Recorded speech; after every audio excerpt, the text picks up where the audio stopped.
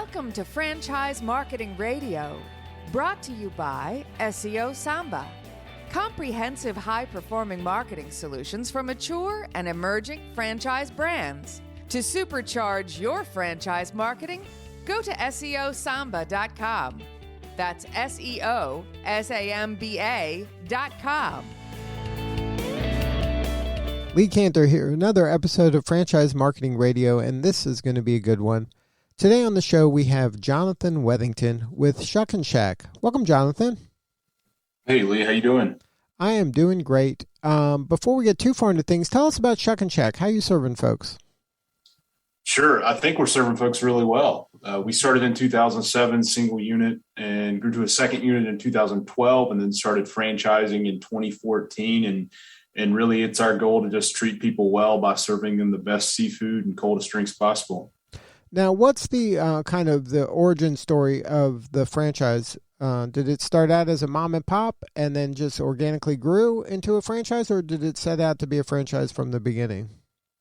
It did not set out to be a franchise from the beginning. I think like most other restaurants, it really just set out to survive the first year from the beginning. And that was 2007. We were kind of headed into not a great place as far as macroeconomics are concerned across the nation, but Shuckin Shack just kind of started kicking butt and taking off and grew from there. And the partners, I was not a founder, but I knew the founders and I was around when the concept started, and I saw it grow from just a single location, mom and pop, with two business partners in a 960 square foot location.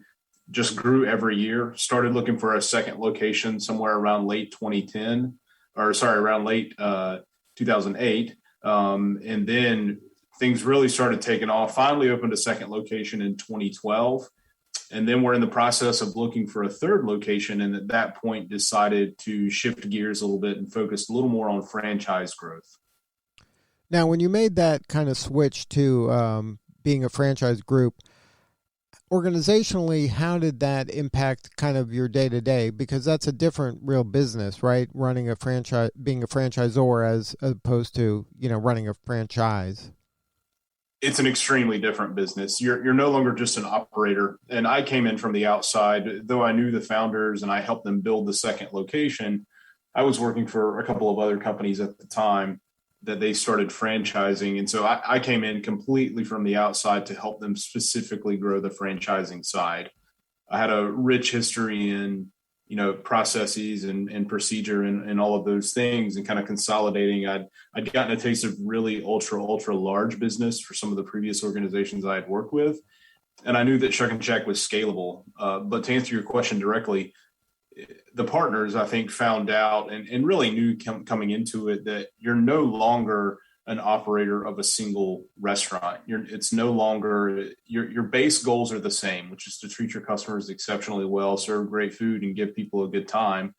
But how you get there on the franchising side is a little bit different, because now you're responsible for imparting that knowledge and training that within your own system to new franchisees coming in who may or may not have any familiarity whatsoever with your brand. Now, what does that ideal franchisee look like? Are they kind of that second act executive? Are they the professional franchisee that is looking for another, maybe a food concept to kind of round out a portfolio? Or the empire builder that's going into a market and wants to take over the area? I think all of the above. I think that's one of the beautiful things about franchising in general, is that for us, at least for us, I can't speak for every brand, but I've certainly had these conversations with other brands, and that the diversity within their own franchise system is pretty great. And that we do have folks in our system who are in empire building mode. I want to start with one, I want to build 10, and I want to do that over the next 10 or 12 years. And they have multiple units of multiple brands, and they see us as a long-term investment. We also have single unit franchise owners who are owner operators. And right now in our system, that's our bread and butter. We love single unit owner operators.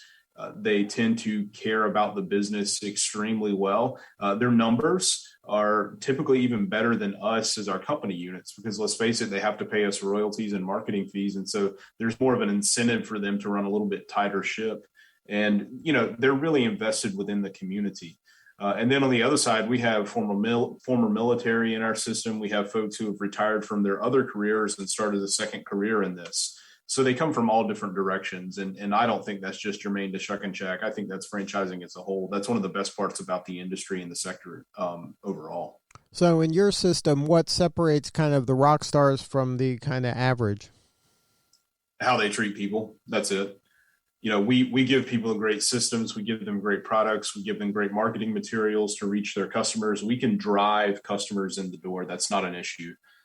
It's how they treat people. That's what separates the rock stars from the average folks. And again, that may not be just germane to us, but at the end of the day, when people come into a restaurant, they've already decided that they're going to spend money there. It's how you can make that money have value to them. What is the worth like? How do they feel walking out of the doors? Would they, without hesitation say, yes, I will absolutely come back within the first few minutes of coming into their visit? And that's it. How they treat people and how invested they are within their local communities. That's what separates, the great from just the good. Now, how does the Shuckin Shack organization help a franchisee when it comes to their people and their talent? What are you doing to help them kind of identify the right Shuckin Shack employee and also keep them? Sure. So I think on our end, a lot of what we do, we don't certainly hire for any of our franchisees or anything like that, but we encourage folks to hire for talent we encourage folks to hire for personality as opposed to talent or as opposed to skill. We want people within our four walls who can speak to others, just like you're in someone's living room. We desire folks who work for us to have a genuine sense of connection with other human beings. And quite frankly, the product doesn't matter. We just happen to serve an exceptional product. And so that's one of the things that we teach as a part of our Shuckin Shack University training is how do you identify those kind of life skills that go beyond what you might find in a restaurant. And then as a part of our further training, once we actually get people in the doors and we're training our employees, we kind of throw out all what we believe are a bunch of bad habits that a lot of other brands use that may work for them, but doesn't work for us. We don't have greetings within our stores. We don't wear name tags. We don't do all the typical stuff that you might see in a franchise restaurant. And that's because when people walk in the door, we want them to feel welcomed. We want them to feel like they actually belong there, like it's a place that they would go hang out. I'm not going to come to your house, Lee, and hope that you have a name tag on and hang out with me. That's not what I'm after. And so for us, we kind of create that homegrown environment. And we are teaching, and I say this very, very often especially when we're talking about bartenders and servers and front of the house employees, we're not teaching them to do the certain things. We are teaching them to read the room. We are teaching them to read other people and respond accordingly. And that's one of the things that makes us extremely different from other brands. Now, during the pandemic, were you forced to kind of make some changes that maybe will have legs post-pandemic? Of course. Yeah, I think we would be not telling the truth entirely if we didn't take a look at our entire system and say, what's working, what's not working, what's not working. Let's not put any time, effort, and energy into it.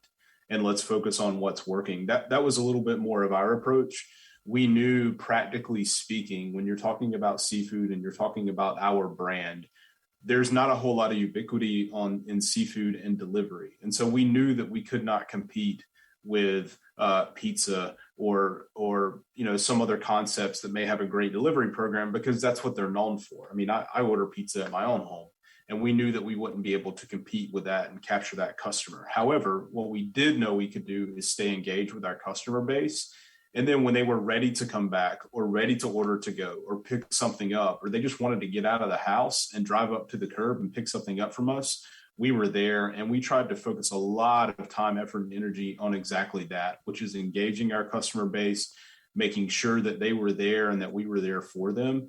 And then as time progressed, we were able to, depending upon, of course, the state and the municipality, we were able to develop some take-home programs with take and boil kits and booze to go kits and those things. But I think the name of the game for the pandemic for us was just agility. No idea was stupid, quite frankly. No idea was immediately swept under the table. Everything was on the table, and we considered everything. And adaptability, agility, just pragmatism, I think, is perhaps the best way to encapsulate our approach to dealing with COVID and continuing to deal with COVID. Now, as we end this year and we move into next year, are you targeting certain regions, or is it kind of the whole country in play right now?